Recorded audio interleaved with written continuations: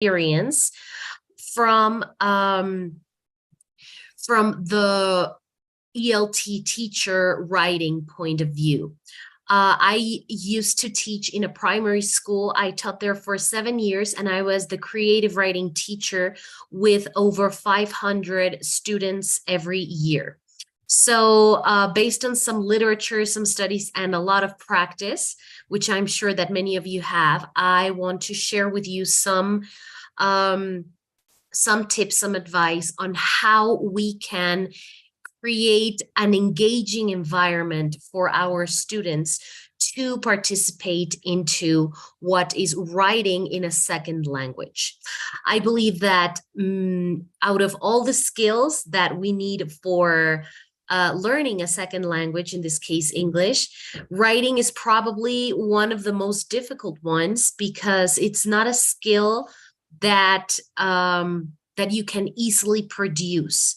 No, you normally develop listening and you develop reading more easily than you do writing and that you do speaking. And normally we tend to leave in our classrooms the writing tasks for last, because they're difficult to teach, because they're difficult to grade. Yes, and quite frankly, our students normally don't find it very interesting. So today we're going to see some things that can help us engage with the material and help our students engage with it as well. So let's take a look at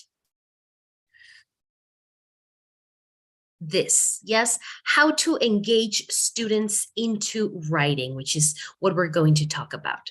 Normally, when we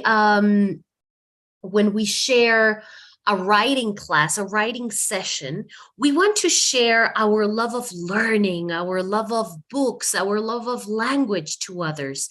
And we say a lot of phrases to our students of how reading and how language and how books are different worlds in which we can find amazing knowledge, different magical worlds that we can enter, how each book is a beautiful world that we can enter. And we are like incredibly excited, to share all of that, all of those worlds that we have begun understanding through reading, through writing. And our expectations is that we are going to be sharing all of this knowledge, and children or teenagers or adults will be super interested in knowing how much you can do with language. However, in reality, books nowadays, yes, the printing press has to compete with other elements, which are the digital media.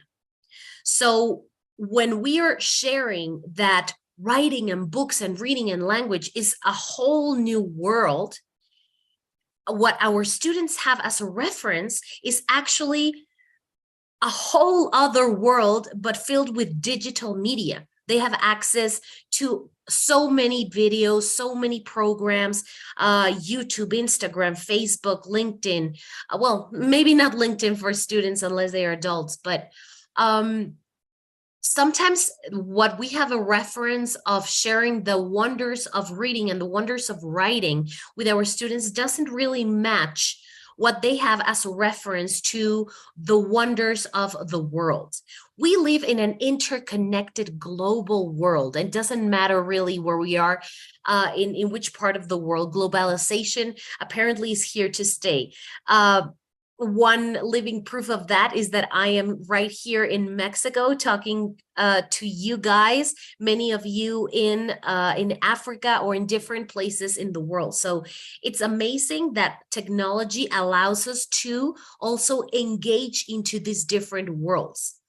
However, it's difficult to try to share writing when technology has our minds completely I wouldn't say distracted, but completely engaged in other kinds of media, in other kinds of things. So how on earth are we going to feel interested in writing when pretty much all of our resources nowadays are not writing tools, but visual tools. So what happens is that we usually think, well, people today don't write, and that's why they're not interested in writing. But that's, I wouldn't say mistake, but I would say that's our first danger zone. We should not think that just because we have a lot of digital media in our environment, that our students do not write. So our students write, but what do they normally write? They write they write from the elements that are closest to them. They write comments on YouTube. They write when they are playing video games and they have to organize their teams to attack the enemy. They write messages on WhatsApp. They write tweets. They write their own blogs. So the written word is not dead. It just has changed platforms. So what happens when we teach writing is that maybe we are not adjusting to the new platforms that people might find useful nowadays. No, so that's the element number one. Now, what are some other problems that we have with writing? The problems with writing is that, as I mentioned earlier, sometimes writing is taught at the end of a session. Even in our textbooks of English, no, we usually have first the grammar, then the vocabulary, some practice, and at the very, very end, in a very short paragraph, practice writing an email to a friend where you visit England. If my unit within that week or within those couple of weeks was about, I don't know, traveling, right? Even in some textbooks, the writing practices come at the end, and we usually neglect it a little bit and leave it at the end of a session. It is also a task that we usually leave as homework because it's something that takes time and takes up our teaching time. So the first mistake that we make is that we don't see it as part of the class. We see it as something that children have to develop on their own because they have to practice it, and we leave it as homework and then we check it. So it's an activity that is not usually supervised as it is being done. So we don't really give a lot of emphasis on the process, just the result. And what we end up doing is that we're really tired to receive a lot of papers that we have to grade, and we check their grammar, and then we get angry because they are not applying the grammar that we told them to.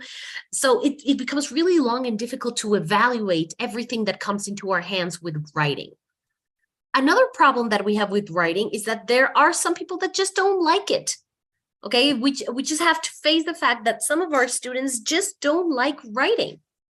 And as I was saying, because it's not something that they are used to looking at, writing and reading and things like that. So students feel really disconnected from it. They don't really understand how writing can actually be a part of their lives, can actually be a part of the world that they live in.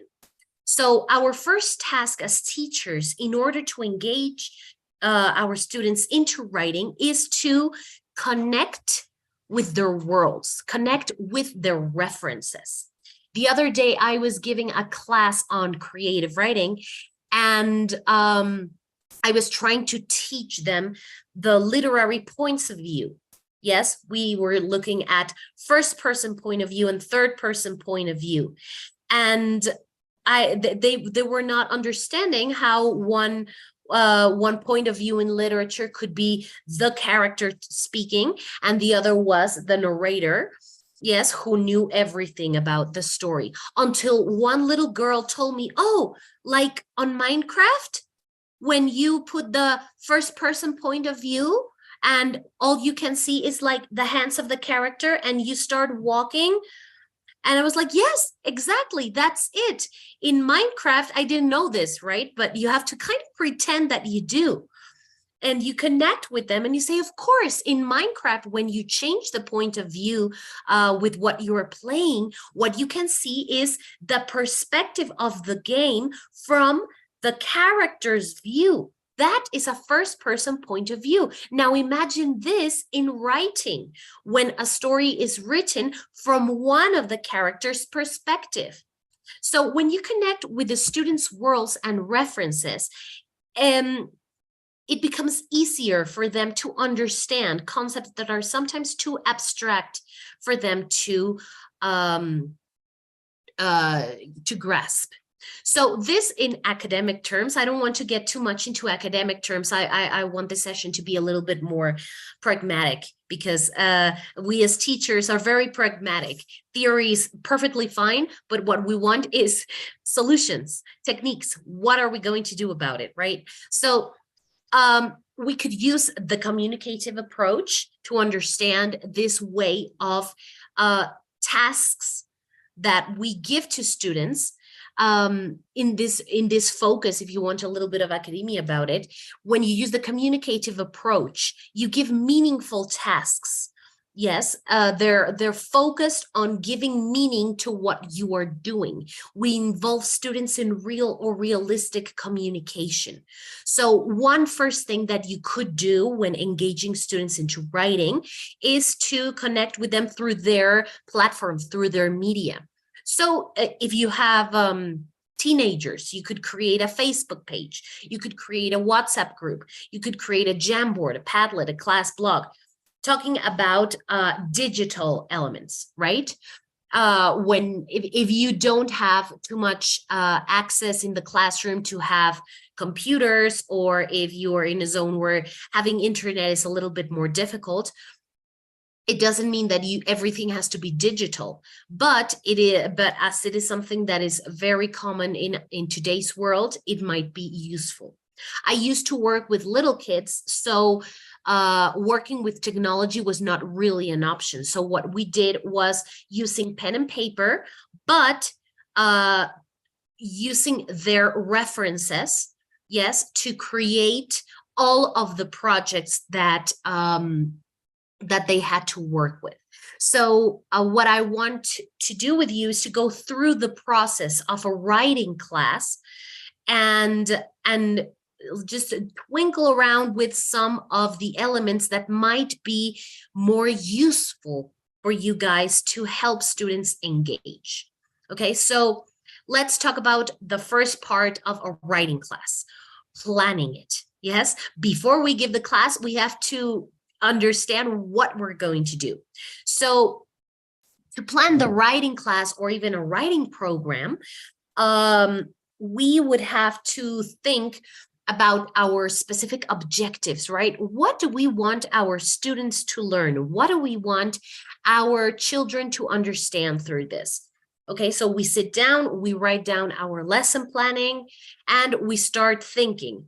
Now, the literature tells us that when we plan our classes, it has been proven that there are better results when some of our programs and planning have some of these characteristics. These characteristics, shown by Graham in 2016, gather a general set of guidelines, okay, to design an effective writing program. So when we plan into our time of teaching that students have to write frequently, that they will be supported by teachers and peers as they write, not just given as homework, okay? When you teach essential writing skills, strategies, and knowledge, when you can use word processors and other 21st century tools, when you create a positive and motivating environment, and when you use writing to support learning, not as a separate activity, okay, but as something that is integrated within your curriculum, and when you connect writing to reading, okay, when all of these elements cohabit, yes, and are integrated in your classroom, then students become more proficient in writing. So how can we create these elements within a classroom? Well, first, we have to select, let's imagine planning a specific class, yes? So basically, you can start by making your projects of writing. This is an advice. It is not the absolute truth. This is just one way of doing things. So what you can start doing is to select a project and divide it by genres or divide it by themes. Let's imagine that you're at the beginning of the school year and you have your 10 months or 11 months. I don't know how many months you have to give class in your countries. In Mexico, we usually start at mid-August and we finish at mid-June. So we have a little bit over 10 months. And we as teachers have to hand in some programs at the beginning of the school year in which we will separate and plan a whole syllabus. I would suggest that in all of the super busy things that you have to teach and all of the things that you have to give as teachers, separate some time every week for writing, even if it's just 45 minutes a week, depending on how much time you have with each group. Try to create a separate program for writing instead of just, okay, practice writing. No, have specific goals. So one thing that you can do is that you can create a fun project every month that has a genre or a specific theme. Yes, you can have, for example, if you work with creative writing or with other kinds of writing, you can teach them literary genres, no? So one month you can teach what is a fable, another month you can teach what is a biography, what is a folk tale, what is historical fiction, what is poetry. All the literary genres or themes that you might find interesting, okay? Well, more than interesting, useful, yes? And normally we don't really choose them. Sometimes we can choose them, but sometimes they are part of the syllabus. Now, once that you have all of these elements that you have to teach, what do we do with them? Well, we adapt them into something that is interesting or relevant for students. Okay, so if our students, we listen to our students, we know what their references are, even if we don't play Minecraft or we don't play the games that they are interested in, or we don't watch certain YouTubers or celebrities, we know a little bit about their world. So they're the influencers, the celebrities, the TV series, the movies that they like, try to add them a little bit into the projects. If they're interested in an activity, in a specific sport, and even if you have certain holidays around, Halloween, Christmas, Valentine's Day, I don't know, spring, any sort of environment issues, even like national holidays, okay? It's something that is going to be talked about in their houses, in their environment. So normally when it's something that it's around them, it's more likely that they will want to express their opinion about it. And therefore, they will learn new vocabulary. So let's imagine that you have your class for mid-October and you want to teach them, I don't know, poetry, okay? But it has become very fashionable to celebrate Halloween. And so the children try to want to know a little bit more about Halloween. So try to change a little bit that, and maybe the vocabulary that they will learn that session or that week will not be about the poetry that you wanted to learn, but they end up learning vocabulary about Halloween. And because they are emotionally engaged into that subject, they will learn it better. Okay, so if you have to sometimes talk about something that is not in your syllabus, but students are interested in it, don't see it as a loss. Okay, see it as a gain. Use their interests to connect with what they have to learn. Let me give you an example. When I had to teach imperative sentences to my students, my textbook suggested that they created a cooking recipe. And so it said in this way, they can learn how to write instructions and how to start an imperative sentence that starts with a verb, finishes with a period. And this is a way in which they can practice. But I mean, some students might be interested in cooking at a young age, but many students are not interested in cooking. So what I did for them to keep practicing imperative sentences was to change the project, change the writing project. So instead of asking them to make a cooking recipe, I told them, you know what, we're going to write a YouTube tutorial, because they have all of these references of different videos that have this influencers that come and say, oh, hello, everyone. Welcome to my channel. Today, we're going to create slime. And today, we're going to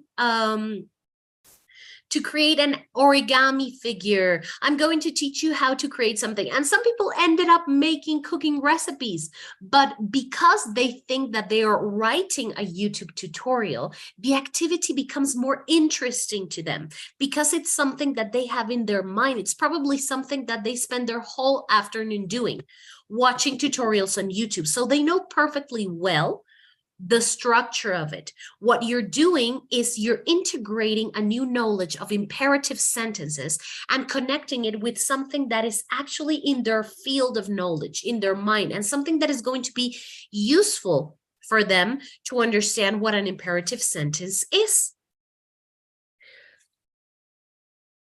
So what you try to do is that you try to create as much projects in writing as you can, yes, through elements that are relatable to them. Now, I know that some people might not want to have the communicative approach, and there are some people that might be a little bit more traditional, but also using the typical PPP, yes, presentation, practice, and production in English, well, in second language teaching, is another way in which we can present our writing sessions. As you know, the presentation, practice, production is a method, yes, for teaching structures in grammar, vocabulary, or even literary genres. As its name suggests, it's divided into the three phrases, into the three phases, where we move from a more structured, controlled session into having more freedom from the learner. Yes, the presentation phase is controlled by the teacher. You might use a text, an audio tape, a video to demonstrate, in this case, for example, how a fairy tale works. Yes, what are the parts of a fairy tale? You might read some fairy tales to the children or to the elements, and you say, okay, these are the parts of a fairy tale. Then during the practice phase, learners practice saying or writing the structure correctly. In this phase, you can ask students to write a few sentences from inside the story. Okay, and as you can see, there are some elements that we have to consider when we talk a little bit about the PPP program. At the end, the production, that is the most interesting part for writing classes. Okay, in the production, yes, students will be able to, through the theory that you have taught them, create their own exercise of writing. Now, if we use this more traditional form, it's perfectly fine, because if you don't teach the theory first, they're not really going to understand how to produce it. Now, let me show you an example of how I did my my PPP example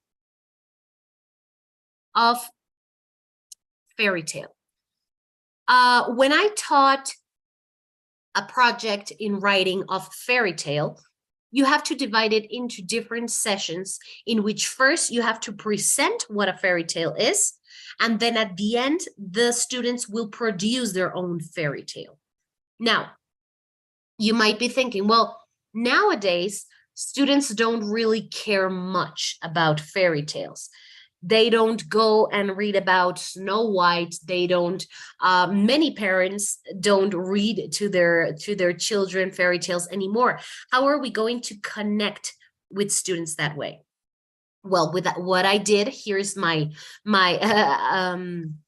a screenshot from my planning for that project. So the first thing that you do is that you ask them about different fantasy worlds that they know.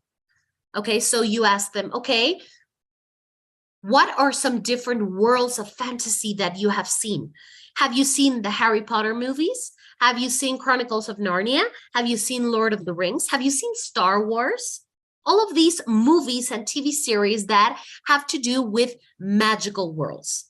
Okay. And what you say is you establish some rules that appear in those worlds. So, for example, in the world of Harry Potter, how do people defend themselves? Well, in Harry Potter, you have to defend yourself with a wand, with a magic wand. I have never seen anyone in Harry Potter world shooting with a gun. So one special rule about the Harry Potter world is that they have to use wands. Another rule is that in order to be a magician, a wizard, you have to go to a special school. Another rule is that they live separated from non-magical people. So those are the rules of this magical world. Okay. And then you present, for example, another magical world. Let's present the world of Star Wars. Okay, so in the world of Star Wars, what are some of the rules that happen in Star Wars? Well, in order to fight, people can use lightsabers. Another rule is that the characters live in different planets and they travel by spaceship. Okay. Do any of the characters in Star Wars use wands like in Harry Potter? No, that's not part of their world. So through ideas that they already know, you connect and you tell them, okay, so in this magical worlds, there are some rules. Okay. And within those rules, the characters move around. So you pass this example through asking them to create their own magical world. Okay. So you say, okay, now you are going to create your own magical world that has 4 or 5 rules. And normally they will say, oh, but teacher, can I use some rules that happen in Star Wars and Harry Potter? Because they love copying, okay, the examples that sometimes you give them. And you're like, yes, okay, that's fine. That's fine. Use one rule from Star Wars, one rule from Harry Potter, but then create your own world. And now that they have felt that they have created their own world, you teach them the parts of a fairy tale. Yes, the introduction, the conflict, the development, the climax, and the resolution. So one session can be just about presenting the elements of a fairy tale and helping them create a world. That would be one complete session. And that's okay. The next week, have them take that paper out. And then help them start writing that story in which the rules of that world, in this specific example, what I did was, okay, these are your 5 rules for your magical world. So every single story has a problem, a conflict. If there is no conflict in a story, it's not a story. It's just a very long description. So if these are the 5 rules of your world, one of the characters will break a rule. If you are creating a world in which people live in the clouds and people live in the sky, then one of the rules will be broken. And that rule will be probably that one of the characters wants to get out of the sky and wants to go visit Earth. And that's your story. That's your conflict. So select one rule that will be broken in that world. Okay? So help them create that. Okay, you yourself have to be very creative about it, but normally students are super creative. The thing is that we never usually give them the opportunity to develop that creativity in a structured environment. We always want to impose the rules and the things. And what I would suggest is that be patient about their development while writing. because probably the first time that they write a writing project is not going to be perfect. They're probably not going to understand the rules very well. However, if they feel that they are creating something that is original, that is interesting for them, and that they feel connected to it, before they start being proficient in writing, they will become engaged with writing. And that's the most important thing. Yes. So maybe in the first project, they will not be very good. Their stories will not be perfect, but they will have this emotional connection with, hey, I created my own story. And the teacher didn't say that it was wrong. Okay, so the first 2 or 3 projects is about engaging, connecting with them, making them feel that writing is something that might be fun, might be useful, might be interesting, and might help them create and develop their own skills. So during the second session, I would recommend have them write the project. Yes, the first session would be to plan, to share, to structure, for them to understand what's going on. The second session could be for them to actually write. And the third session would be used for editing, correcting. Okay, because it's no use that they keep practicing if they don't receive some feedback of how to improve. So these classes that I have here planned are normally projects to develop within a month. So in a month, you can help them understand the structure of a literary narrative, to develop their creativity, to help them create their own characters, their own problems, and to have a structured writing from beginning, middle, and end. Okay, so how do we support editing and revising? Yes, we'll see this in a minute. Thank you. Okay. So this is how we would give the class, right? And I'm sure that many of you already do many of those things. Now, in order to create this this good environment for writing, let's talk about specific things. Normally, what we can do when having a writing environment is that students feel comfortable writing. The first thing that you receive from students when they want to write is but when you ask them to write, is resistance. It's like, okay, everybody, let's write. And everybody's like, ugh. Okay, because they find it as a boring activity. So what we have to do, the first thing that we have to do is to break that cycle. How do we do it? Allow them to have instrumental music during writing time. My personal tip, I usually select, we have some speakers in the classroom, and I usually play an instrumental Disney music because they were little kids. Okay, so usually listening to those songs that they already know, but they can't sing to, they understand, they recognize. Yes, they recognize the music, and they hear Moana, and they hear Frozen, and they hear I don't know, all of these songs that they recognize in the movies that they see, but instrumentally. So they related, yes, to a comfortable environment, but not comfortable enough that they are distracted by it. Okay, so allow them to have a little bit of instrumental music during writing time. Also, this will help them create a calm and happy environment instead of a quiet, rigid one. Sometimes the first mistake we make as teachers when we have them writing is that everybody has to be super quiet. Nobody can talk. And if they're like, and you're like, quiet, everybody, you have to be concentrated, and you're creating a stressful environment. I know that you don't want everybody else to be distracted, but what we are actually creating is that the student doesn't want to be there, is afraid of speaking, is afraid of being in that environment. So allow them to talk a little bit. Allow them to talk a little bit, allow them to have questions. And normally within the pass of time, of course, this is a process. Maybe the first classes, you will have to raise your voice a little bit. But once they get the hang of how their writing time has to work, yes, they will become familiarized with with the whole environment, with the whole structure. Now, it's also important that they understand and practice time limits for writing. One of the reasons why we don't usually teach writing is because it takes a lot of time, especially when we have to give a syllabus on grammar, on vocabulary, on reading, on spelling, on a million different things.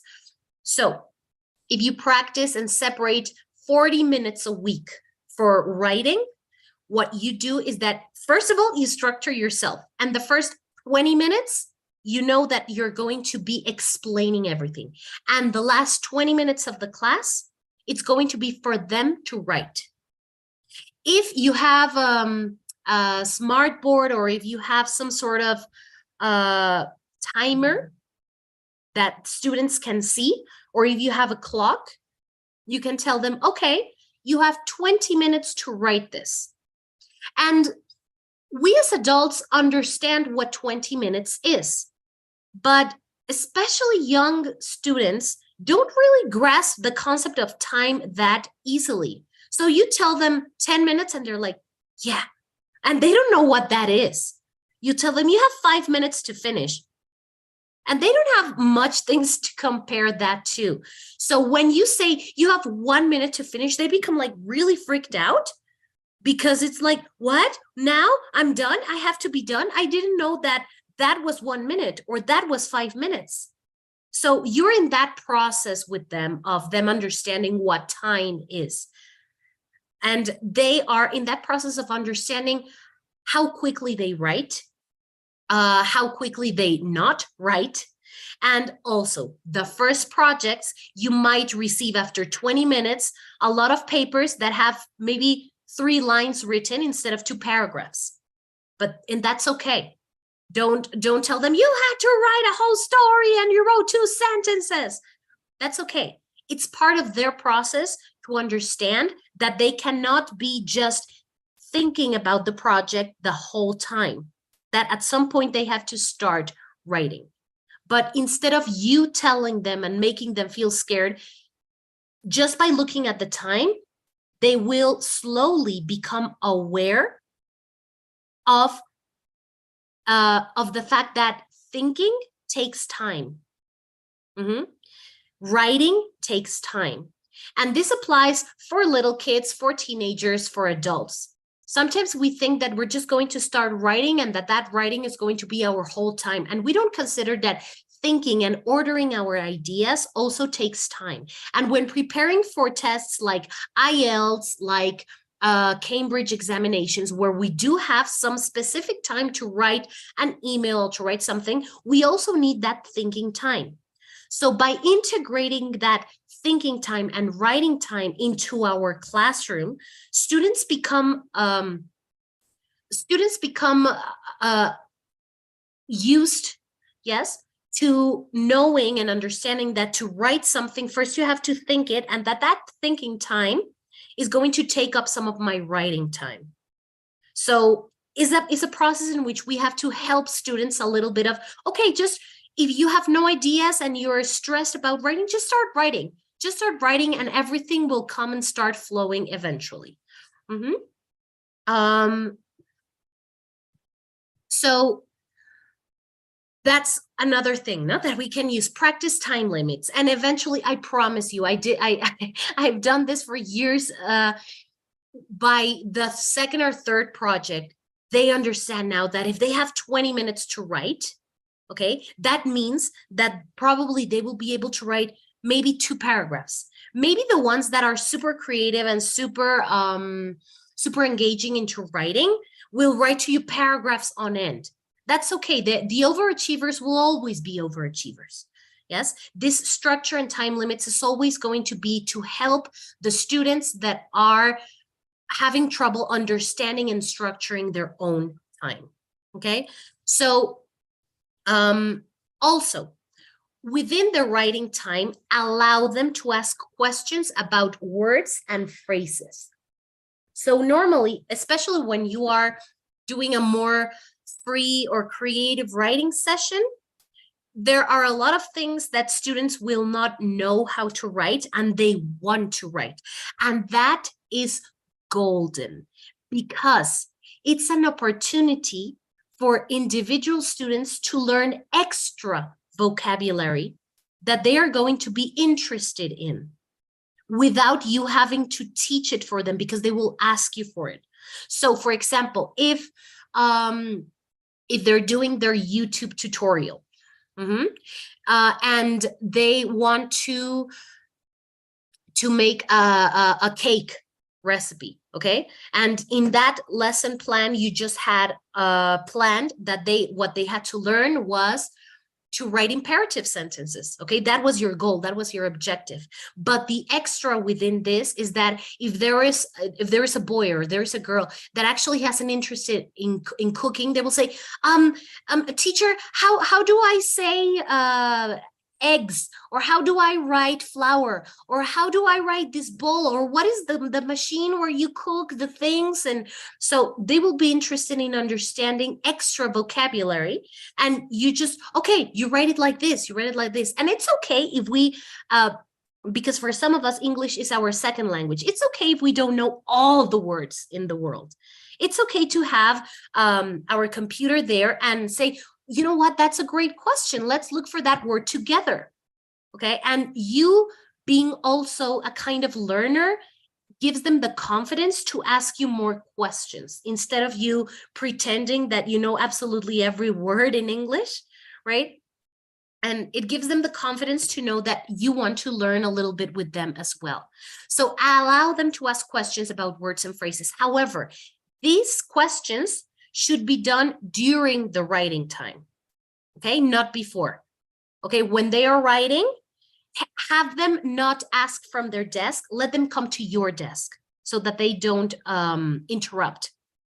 They don't interrupt their peers, okay? So let them just come to your desk and, teacher, how do I write this? And if you can write it on the board, write it on the board. If you have a computer that is projecting on the screen, do it like that, or help them write it on their notebook, whatever is best for you, okay? But let them, during those 20 minutes, let them come to you and ask them for specific words or even specific phrases. You will, of course, have the student that asks you for the complete sentence, right? Teacher, how do I say I need to build a good building? No, my darling. I can tell you how to write building. Now, what is the idea that you want to write?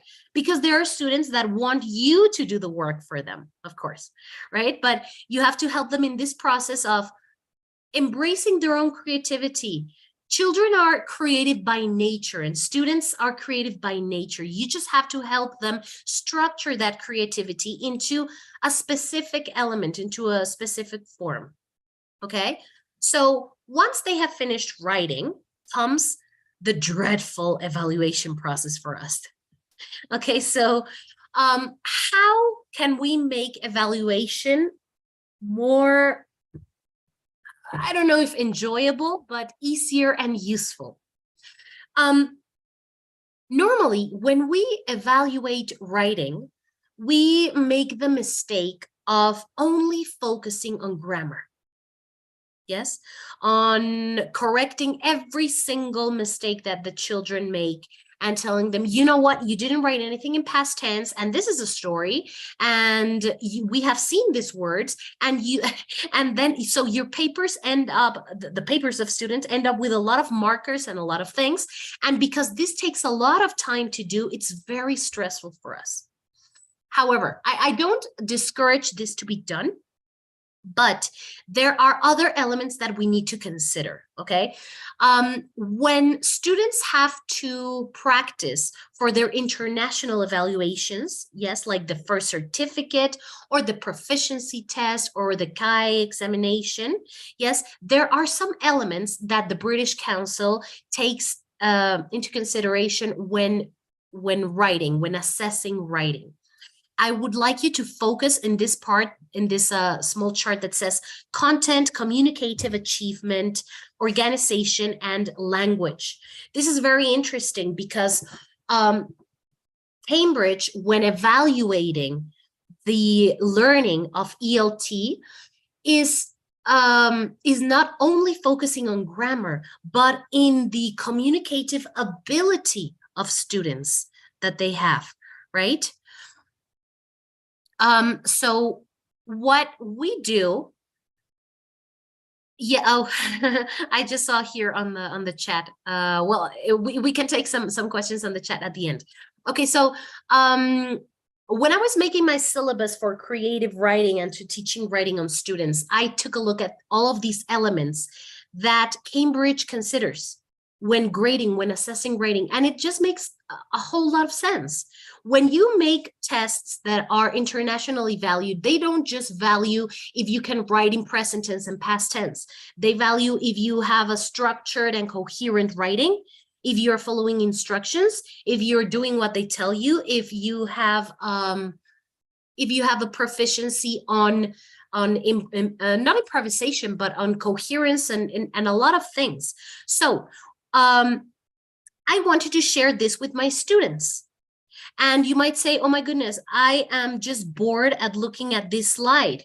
How on earth did you share this with students? Well, me and my companion at the time, we created a system in which students understood that when they wrote their projects, they weren't just graded on their spelling and on their grammar. And we called this system Loca. This in Spanish is very funny to them because loca means crazy. Okay, so they find it like funny. Okay, of course you can order the letters in whichever order you fancy, but this loca was established at the beginning of the writing course, and each letter stood for something that would be evaluated in their project. So L was for language, O was for order, C was for content, and A was for achievement. Is the same elements that the British Council and Cambridge considers when assessing writing. So what we established for the kids was, okay, so what are we going to check in your projects? First, let's start with the L, language. Of course, we have to try to have our projects with a proficient grammar, vocabulary, and spelling. And for example, for a specific project, we can focus on one grammar element. Okay, so going back to the YouTube tutorial. Okay, so for this project in language, we're going to focus on writing imperative sentences. Okay, and you using words probably from technology that we have already seen. That's great. Perfect. That is going to be one part of your evaluation. But then there are other things that we are going to consider. So let's take a look at the other letters. We are also going to consider the order of your work, especially with little kids, that they erase and cross out and rip papers. Cleanliness is going to be part of your evaluation. Okay, so we're talking about order on your paper and order of ideas. When you are when you're creating a story, it's very easy for them to understand the concept of beginning, middle, end. So with helping them understand that they just can't write any story that begins at the end and then in the middle, you have to help them also here structure their ideas. Also, one trick that you can do is help them understand the difference between a sentence and a paragraph, and help them understand when you finish a paragraph, which is like 4 lines, you will skip 2 lines to separate a paragraph, and that will go into your grade. If I don't see that you separate your ideas, this will be part of your grade. Okay, so in that way, they are organizing visually their information and also they're structuring their ideas. Okay, so separating, depending on the age, of course, no? If they're very, very little, probably what you want is, when you're talking to very little kids, what they do is that they are just learning to write. So let alone writing the second language, they're not even understanding that you can write half a sentence and when the paper finishes, you can finish the sentence in the next line, and you have to help them get there. right? So you can say, you know what? It's not the same a sentence as a line. All right. I used to have a song that was called the Sentence Song, and they sang it with me and we sang together. And it was like, it's what was it, like the page in the book and the paragraph in the page and the sentence in the paragraph and the letter in the sentence and all of these kind of things, right? To understand how this order works. So within that practice time, they will learn how to structure their ideas. Then let's take a look at what content would be for them. So if you're teaching a fairy tale, if you're teaching, let's make a treasure map, if you're teaching, let's create a YouTube tutorial, each of these projects will have different instructions. If I am asking you to write an email, please don't write a cooking recipe. So following instructions and understanding the characteristics of each genre, of each trait, and you looking at those traits within the project is also part of the grade, because that means that they are actually understanding what the project is about. They can't just write the same thing over and over and over. I used to have a friend that had a lot of trouble writing in English, and he had to do all of these evaluations. He was a karate teacher, and he said, when I have to do my writing examinations, anything they ask me, I always link it to karate, because it's the only thing that I know how to talk about. So if they ask a question like, what is your greatest ambition in life? I will relate like, oh, I want to be a karate teacher because it's the most amazing thing that happens when you practice. If they ask me, what did you do last summer? Oh, I had karate lessons because doing karate is the most amazing thing that ever happened. And that is something that sometimes students do. They go back, right? They go back to their comfort zones in writing, the things that they know about, but sometimes that doesn't coincide with the project that we are asking them to do. Okay, so helping them follow the specific instructions helps them get out of their comfort zone, explore new ideas of writing, and learn new vocabulary. Yes, and understand, of course, that there are many different ways in which we can apply writing into our lives. Okay, if we always ask them, what did you do last summer? What did you do on your vacation? Write an entry diary of your summer holiday. That's like the same project, tiresome, that they will get tired of writing. But if you ask them, you know what, create your own world and write a fairy tale. Tell me the instructions to go to a treasure map. Write a blog about fashion. You know, if you ask them with different elements that they can do, they will see how genres, how themes can be applied to their life. And the last part would be achievement. So in this case, it's where we will coincide a little bit with the timing issue, okay? So handing in a complete work, meaning finishing your story, finishing your paragraphs, that is part of the grade. If I ask you for 3 paragraphs and you hand me 1, that is going to affect your grade, of course. And of course, you will also grade creativity and originality, because that will encourage them, yes, to explore their own minds. This helps people that are naturally very, very creative, and also helps the students that usually copy the teacher's examples. Okay, because when you give an example of, okay, so let's create a story about a town in which people live in the clouds, and then they will do that exact same story. And you will tell them, you know what? That is not originality.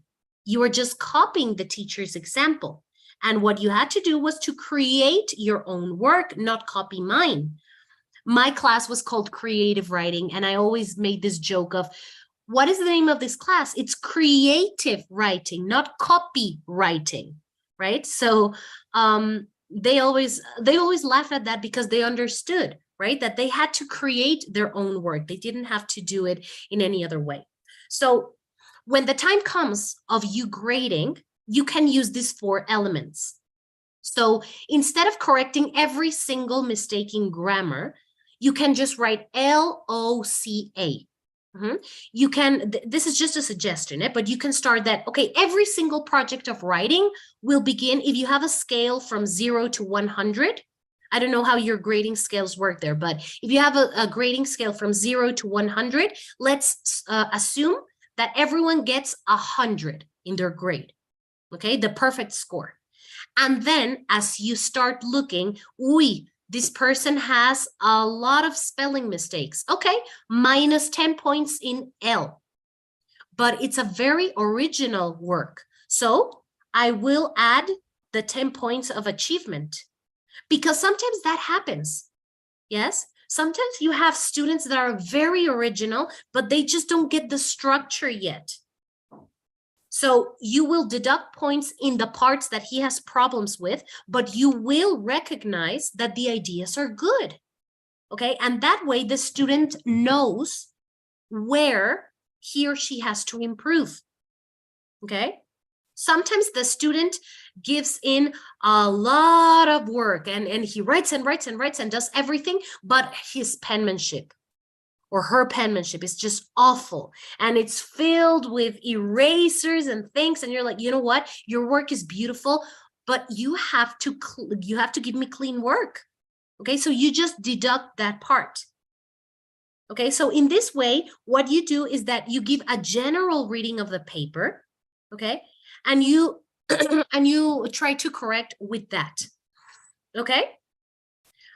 Avoid excessive markings and corrections. Don't correct every single mistake that you find, little by little, okay? Students that look at just red papers, if you use a red marker, become very discouraged. There are some people that go as far as to saying, you don't even have to use the color red because red stresses them out. It's like, that's not, well, I don't know. I don't know if that's a thing, but you have to correct with some color. Whatever color that you use for correcting, just try that it is not excessive, okay? Focus on the most basic words that they should know. And little by little, work with that student. You will always have the students that will always have a lot of spelling mistakes and a lot of grammar mistakes. And it's not going to be more helpful for them if every single time you mark every single mistake, okay? Tackle little by little some things. So first focus on their order or focus on their verbs, okay? What I did was, for example, if you are working on a YouTube tutorial, in the part of grammar, correct their imperative sentences, okay? Which is what they're practicing. If they don't know a word because of their age, because they didn't come to ask you, leave that without correction, okay?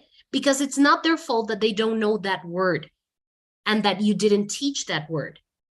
And leave it for some other time, okay? Leave it for some other time. Just correct what you are teaching at the moment, so that they don't become like stressed that every time they give in a paper, they're going to receive a lot of mistakes.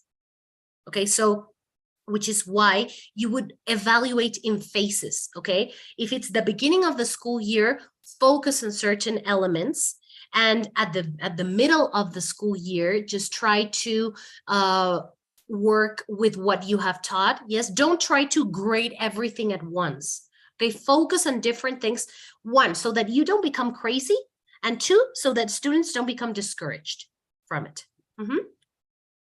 And of course, what we said, the feedback, okay? The feedback can be done after you give in the papers or when they are doing the editing sections. Depending on the age of the students, you can help them edit their paper. Sometimes by one trick that has become very useful is that you write one of the papers just as they give it to you, or you invent a version of the writing samples that has some of the most common mistakes. Okay, so one of the most common mistakes that sometimes we find is that they don't write commas, they don't write periods, their lack of punctuation. No, so you just write the text like that, you show it to them, you project it to them, and you will tell them, okay, you know what is wrong with this text? And even though they don't know how to write properly, they are so good at noticing mistakes. And they will tell you, oh, it doesn't have a period and it doesn't have a comma. Okay. And you will tell them, you know what? This is some of the things that you do. You write your run-on sentences and you don't separate your ideas, you don't put commas, you don't put periods.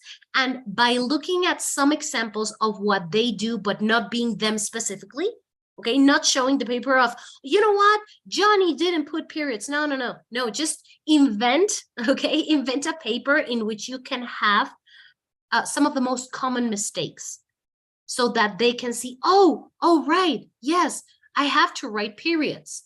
And sometimes they listen, sometimes they don't.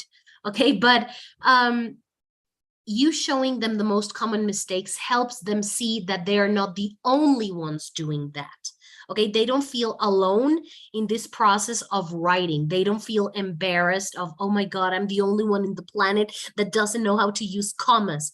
Because sometimes those thoughts go through their mind, right? So sharing some of those papers help them. Yes. So this choral correction of everybody saying, oh, that verb should be in past tense. Oh, that could be a comma. That's missing a capital letter. Oh, you should skip a line there. Okay.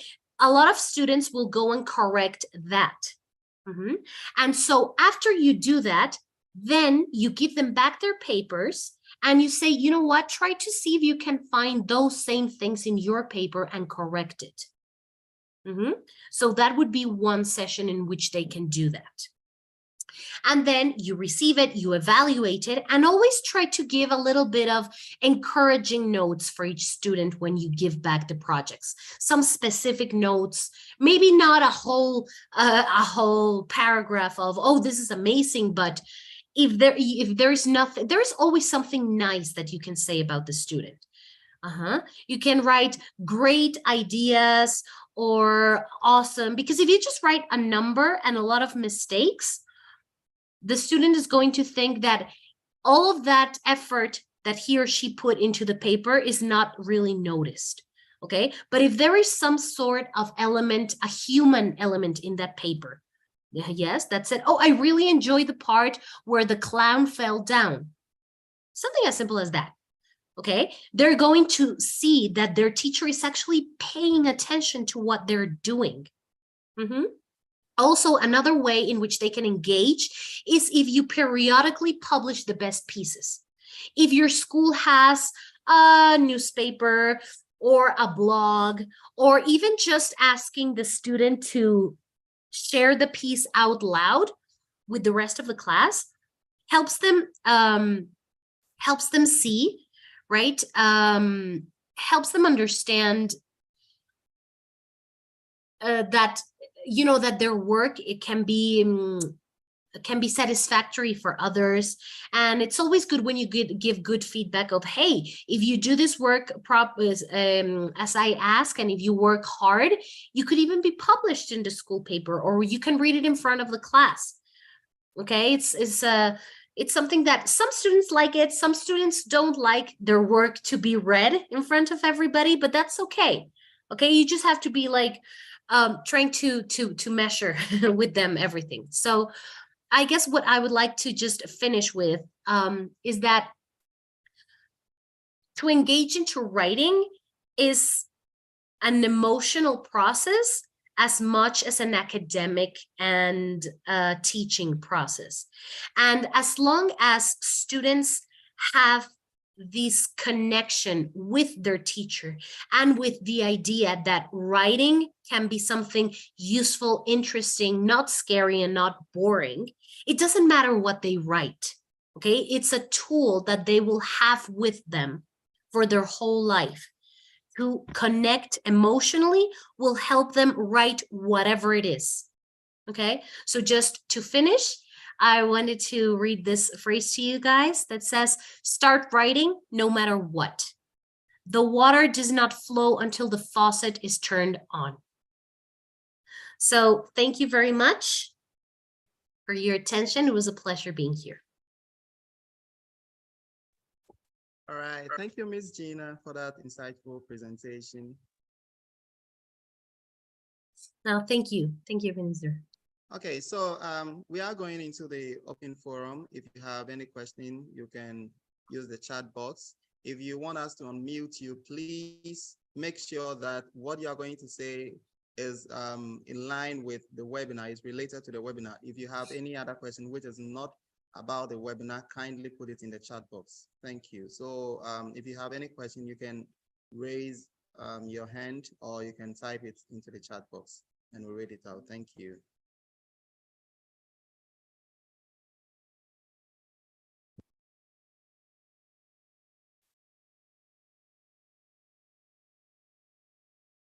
So we have some comments from our YouTube channel. Thanks a lot for this exceptional session. I'm enjoying the session. Great, great insightful presentation.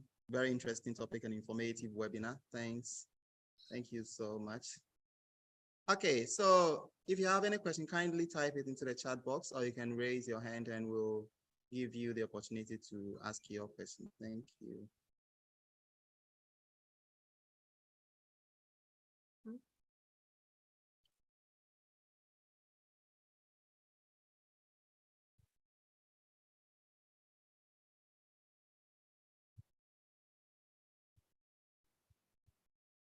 Wow, I think instead of questions, we have congratulatory messages and thank you, interesting presentation. Okay, we have a question in the chat box. Let me see. How does peer evaluation fit in here? Okay, so Ms. Gina, you may want to. How does peer evaluation? Yes. Well, peer evaluation would I wouldn't make peers evaluate peers, if that's what you mean. I mean, when we are doing the evaluation process and the editing process, what I would suggest is that students are encouraged to look at other people's mistakes, but as long as they don't understand, as long as they don't have like the specific name of this person, because they're very easily they don't understand how they can hurt other peers by making their own comments. So what I would do if peers have to evaluate peers is to try to make it anonymous. Okay, to try to just give this anonymous evaluation, or if they're going to exchange papers, maybe those papers don't have to have a name. So something that will make it less stressful for students. Okay, so peer evaluation is not something that I would actually encourage as in evaluation, more like talking and observing what are some things that we can do. Mm-hmm.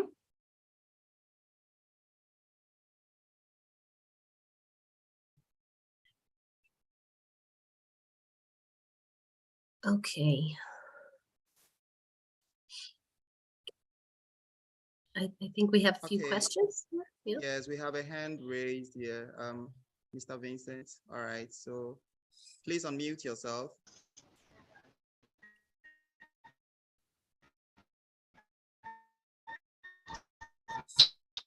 All right, thank you, Sir Akins. The question is at the publishing stage, how do you publish? Should it be the very good ones, or you should have to select that of the average and then that of the exceptional ones? I'm saying this because the exceptional children who always have their work published will be happy, but it happen that you have children in your class whose work, the average ones whose work normally do not make it into the publications, they will feel bad. So how do you end up selecting the ones that you need to publish or paste in our classrooms, for instance, for we the developing countries setting? That's an excellent question, Vincent. I guess the first papers that you can publish can be of the overachievers, because they're the ones that will more easily right, be published. So the first time the overachievers will receive their claps, yay, yay, very good. But as the school year develops, you will be able to see, even if a low student has become more of a regular student, I would publish also those papers that you can see the students that have made the most effort. Okay, you don't have to publish all the papers just so that everybody doesn't, so that nobody feels bad, but you can actually recognize the effort that some students make by selecting those that you see, like, you know, at the beginning of the year, you were writing with a lot of spelling mistakes, not separating your paragraphs, and look now, it's pretty decent, right? So recognizing the effort, even if it's not a brilliant literary piece of paper, will help them see the growth that they have in themselves. So I would mix it up a little bit, no? Some overachievers, but some that have made the greatest effort. From the middle of the school year to the end of the school year, that's something that you can do. Because if you publish every single paper, then the publication doesn't even become something enjoyable or desirable, because it's like, even if I write something terrible, it's going to be published. No, the idea is that they see that you need to put effort, that you need to put a little bit of work in order to be published. But that's an excellent question, because sometimes what we want to be, you know, an enjoyable process for them, being the best pieces being published, ends up being something very frustrating, because the overachievers will always be above the students that are trying very hard but maybe do not get to where the overachievers are. And if we don't give them a chance, they will become even more frustrated.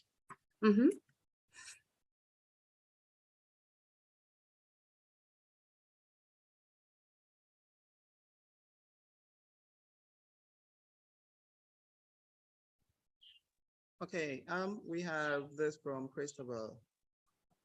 All right, please unmute yourself. Hi, Christopher, your hand is up. Okay. Hey, how you doing? Good morning here in Ecuador. Nice intervention, Gina. I liked it a lot. Now I have a question for you. Sure. Since I'm a high school teacher in my local city, I would like to know, how can I encourage my high school students with writing? So that's my question. Since high school students tend to be kind of shy in making mistakes or writing mistakes in their written activity. So how can I do? How can I encourage them to do it? Even though after having a tough class, explaining some of the things that some of the skills that they need in order to be a good English writer. So how can I encourage these students when they have all these issues? Thank you. Thank you. Hi, Cristobal. Well, teenagers, I think, is one of the most difficult ages to teach, no? Because it's because they're always so so filled in their mind with everything that happens in their personal experiences. So one thing that I would suggest first is what we were mentioning at the beginning. Try first that they're one of them. Every person will.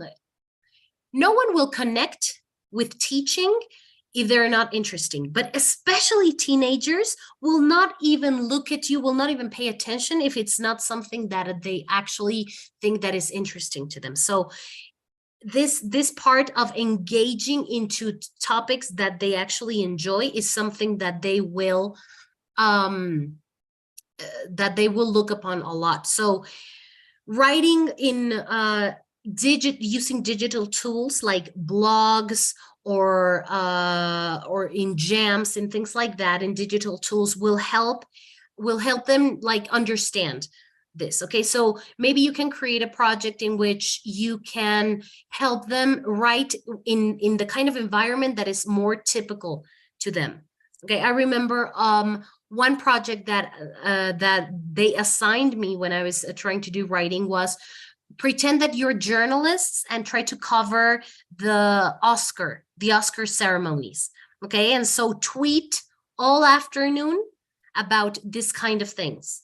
Okay, and with teenagers, especially correcting and editing, you cannot tell students in teenagers, like, you have to do this. You have to treat them a little bit more at their level. So they have to think that they're at the same level than you are to understand and connect with you. So there's a very good phrase that says, correct privately, congratulate publicly. No, so if they know that they're being corrected and in front of everyone, it's going to be so counterproductive for them. But if you go on one-on-one, like, you know what, you could improve on this, not in an impositive level, not in a very strict manner, but in a friendly way, it's more likely that they will be more open to your feedback. I don't know if this helps. Okay, we have Madam Esther's hand up. Hi, Madam Esther, please unmute yourself. Hi. Yeah, thank you. Please, I would like to know if we can also publish group work. I'm asking because mostly we make sure we group them such that the good and the weak students would be together so they help one another. So if we get exceptional work from such people, can we also publish to encourage everybody to keep doing more? Of course, you should. You should definitely publish exceptional work. However, for the emotional stability of that student, don't publish exceptional work all the time, because they will become accustomed to the fact that they're super special and they might become entitled. No, and they might become the teacher's pet, and they might become the student that nobody likes. And you trying to share with them, look, this is what you have to do. It's like, again, the teacher's favorite. Okay, and that becomes also counterproductive. So of course, congratulate when it's good to recognize that work. However, don't overdo it in a way that would be disagreeable with other students. You know your students better than anyone, and as teachers, we can sense the emotional environment inside our classroom. We pretend that we don't see it, but we know which students are liked, which students are like not very popular, and we have to help also create a good environment, not just for the overachievers, but for everyone. Okay, a comfortable environment for everyone. Mm-hmm.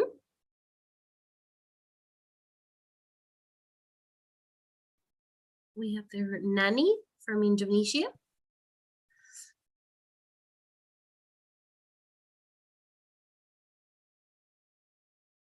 Okay, Nani, please unmute yourself. Oh yeah, I keep pressing, but host didn't allow. So how can I ask then? Okay, great. Thanks, Gina. That's really a brilliant idea. The most comfortable environment in the class is gonna be by the teachers. And I did that all the time with writing. Then everybody enjoyed my class writing. But my problem is with the young learner. Mm-hmm. While the book by Pearson, we use Pearson, UK curriculum. So most of the system, the method they use a Cambridge. It is very difficult, but that's the choice. So recently I had problem how to initiate. As I put in the chat box before, the same with the one from Vietnam, my friend. How to start them to initiate to write. In my idea, my opinion, it is impossible for that young learner to start writing because it comes from their knowledge, right? In 9 years old, do they already that complete knowledge to start writing or imagination or something? What the best method to motivate them? Well, that's a great question, Nani. I actually taught lower primary, which was from 6 years to 9 years old. That was like the range that I had to give. And it's a world difference. The young learners that are just starting to learn the alphabet in their language, and they put them a second language. No, it's a very big task, but we should not underestimate our students. So we just have to give them tasks that are going to be achievements at their level. So for example, for first grade students in Mexico would be from 6, 7 years old. What I would ask at the end of a class is you have to understand what a sentence is. Okay? So we relate to, you know what things are, those are called nouns. And you know what actions are, those are called verbs. So when things or people, places, animals, things do actions, and we express that, that is called a sentence. It's a complete idea. So writing, the writing class, it's not separate from everything else that we're doing in the classroom. We should have a grammar class also, right? Because we have to be integrally teaching, and expect from little ones to just write one sentence. And from kids from 8, 9 years old are perfectly capable of writing 1 or 2 paragraphs, because at age 9, 10 is when they actually start to have abstract thought. Okay, so abstract ideas like metaphors, for example, I wouldn't recommend them until they're like 10 or 11. It's going to be very hard for them to understand. But concrete things, to write about things that are in their knowledge. No, what are things that are in their knowledge? Imperative sentences is something that they will understand very well because it's something that they receive at home. No, don't do this, eat your cereal, go to school. That's sentences that they do understand. Beginning, middle, end, you know, as a primary teacher, that you have to also teach them a little bit of structure. So you will know a little bit of what they are able to understand and write within their age. So we shouldn't have like super big expectations if they're very little. Little by little, they will engage into writing. Okay, if they write 3 or 4 sentences by the end of their first year when they're 7, that's a great achievement. If they understand that a sentence you started with capital letter and you ended with a period, wow, for a first grader, that's amazing. If that is what is happening at a 3rd grade level at 9, 10 years old, then that's a problem. Because by that time, they should be able to write a little bit more of compound sentences, more complex ideas. So just plan your lessons on what you can see that they will be able to do.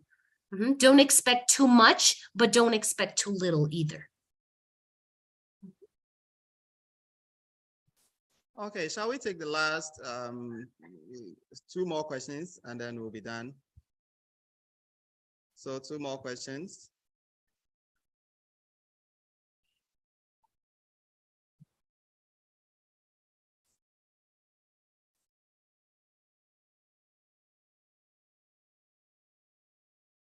I can see so many advice from different teachers here. It's amazing, no? Like making items their parents want them to buy for their birthdays, a market list, a word bank. I know that everybody here has amazing amazing ideas, and all of them are valid. You know your students better than anybody.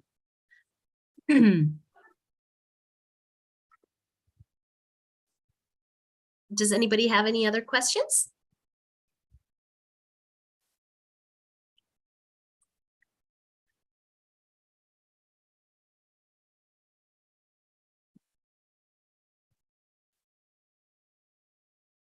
Okay. Jesus. All right, so let's take the last question from Vasquez and we'll be done with it. Hello? Hello, Hello, please everybody. unmute yourself and ask your question. No, can you hear me, please? Yes. Okay. Yes. Gina, thank you very much. Well, I really appreciate what all the things that you shared. Greetings from Peru. Well, here in Peru, I am an international baccalaureate diploma program English B teacher. Well, I have a problem with my students when at the time of writing. Why? Because I need to ask them to write specific topics, and as you said or you mentioned before, it's important for them to write in a free way, using all their creativity. And I know I'm really agree with you. However, I can't do that because they have specific topics to write on. And how could I face that? That's my question. Thank you very much in advance. Thank you, Jesus. Well, what I would advise is that you make them feel that they are taken into consideration. You tell them, you know what, guys, I know that we all want to write about this or to talk about this, so let's do something. One for you and one for me. I will give you the opportunity to do a free writing session, and that will be that. And then we'll do a little bit of structure. Okay, we'll do one of the one that the syllabus asks us. No, so maybe it would be amazing if we could 1 week we'll create a completely free writing project. We'll do this, and then next week, okay, we will do what the program tells us. Normally, I don't know, it would be probably like scientific writing. No, probably that's part of the syllabus. No, like learning how to write a description of science, and very few people maybe will be interested in that, but just connect with their emotion of, I know this is not very fun, I know this is not incredible, but let's do it together, and after that we can do another thing. All right, so there are some things that we cannot get our hands off and say, okay, I'm not going to teach this because the students will not engage.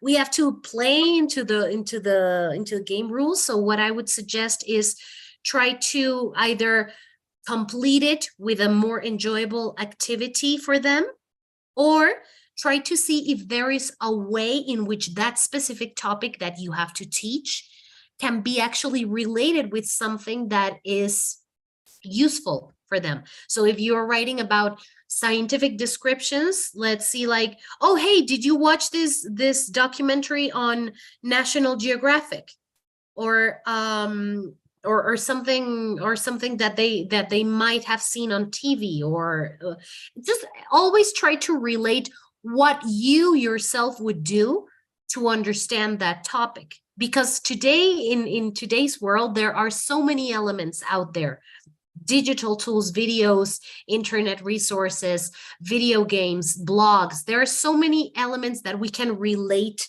our writing topics to, that I'm sure that every single thing, even the most boring of topics that we have to cover, can be entered, can be introduced with a relatable experience for students.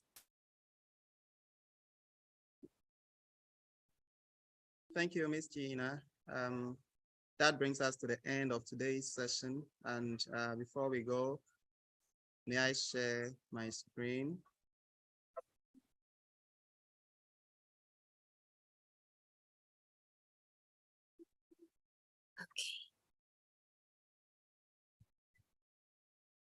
All right, so thank you all for coming. It's been an awesome session with Ms. Gina on how to engage students into writing. Thank you so much. We have this certificate of recognition going to Ms. Gina Hernandez Omelio for generously sharing her time, effort, and expertise as resource speaker of the 10th international webinar entitled How to Engage Students into Writing, awarded this 25th day of February 2023 via Zoom. And this certificate is signed by Dr. Niel Arvalo Alcantara, the president of IELTA International.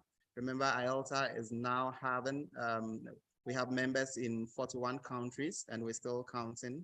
And it's also signed by Dr. Glenn Parilla Cortizano, the academic director of IELTA, Ms. Fati Isifu, the president of IELTA Ghana, Mr. Jacob Moisop Gando, the vice president of IELTA Ghana, Mr. Alfred Kwetu, the academic director of IELTA Ghana, and yours truly, Ebenezer. Thank you so much, Ms. Gina, for that insightful presentation. Thank you very much, Mr. Ebenezer. Thank you, everyone, for joining us. Oh, thank you so much. We are so grateful to have you.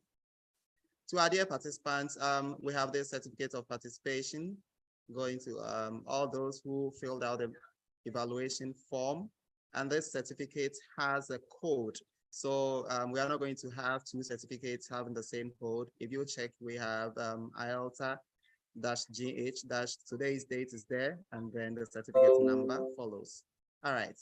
So thank you all for coming. Before we go, shall we go to the academic director of IELTA Ghana, Mr. Alfred, for his closing remarks. Mr. Alfred, over to you. Hello, Mr. Alfred. Yeah, hello, Ebenezer. Okay. Yes, yes. I hope you can hear me. Yes, we can. I'm in the place where there's some noise here. But we'll try to speak loud for you. Yes, Ms. Gina, thank you very much. One of the issues that we raised, which was almost a new thing to me, was allowing the learners listen to some form of music in the background while they write. And I'm going to practice it. So you said that while they practice writing, they should have some music play at the background. And that's very good for me. That's one of my takeaways. Yes, so we are grateful for your time. And this is the second time we are meeting us this year. We are hoping that next time around, you continue to give us the support we need so that as second language learners, we'll be able to help our learners acquire the basic competencies in English language. Thank you very much. Thank you.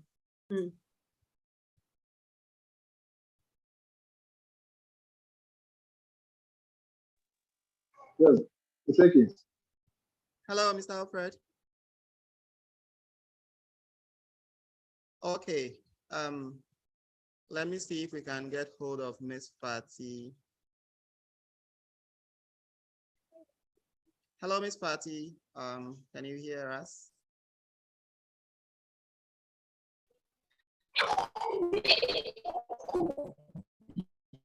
Hi, Miss Patty.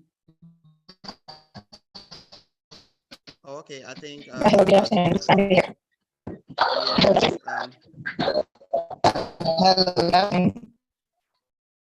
Okay, so the network is not really helping Miss Patty. So that's it. Here we are. We finally come to the end of today's session, and we are so grateful to Miss Tina for coming. And we thank you all, our dear participants, for coming. See you in our next session. Thank you. Bye. Thank you. Goodbye.